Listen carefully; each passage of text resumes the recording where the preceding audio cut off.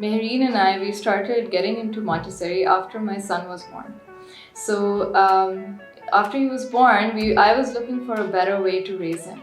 So I wanted a more respectful way of parenting him.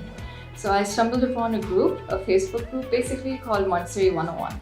It's not really something that's just about how you're teaching your kid how to learn things. It's not language. It's not maths.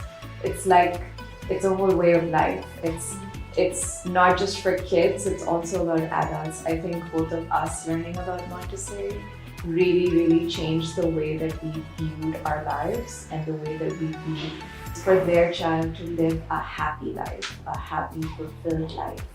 And for your child to accomplish that, they have to meet certain developmental goals. And that doesn't mean physical development, that means like emotional development. So when we started studying these things, I think it also triggered a really big change in the way that we thought about ourselves. I think it really made us like more peaceful people, and it really changed the way that we viewed our life in general. So we started by applying different Montessori concepts to Afan, my son, and then we saw the change in him. We saw that, how not giving him any kind of screen time, how it changed the way his mind worked, how he would be more like giving him things with less noise. Like these days, it's a very big thing having noisy toys for children, but it actually really disrupts their concentration and it really disrupts their focus level. So we saw with the fawn that he was more inquisitive, he was more outgoing, he had more questions to ask, and he was more practical about everything. He didn't watch cartoons, he didn't watch any kind of TV shows. He was just more content doing whatever he put his mind to. So he would never really get bored, basically, because he always had so much to do. And then when he was 1.5, he was cooking his own food. So he had a tiny kitchen and he would make scrambled eggs with sausages, and that's his favorite breakfast food to have. But teaching him respectfully how to handle these things, giving him that responsibility, and then trusting him with it.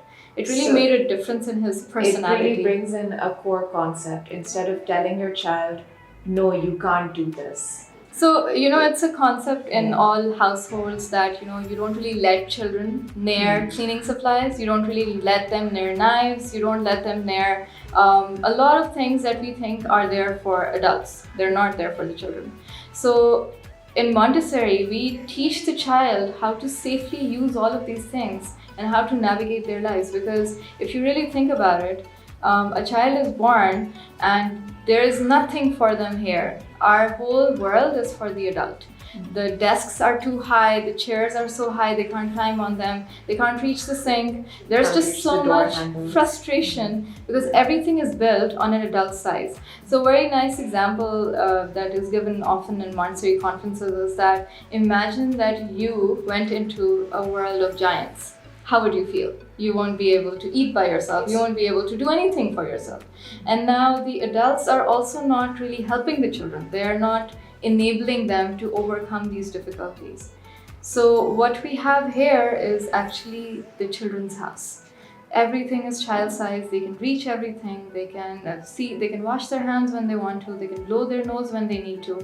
They can clean up when they've made a mess. But there is no shame here if you've made a mess.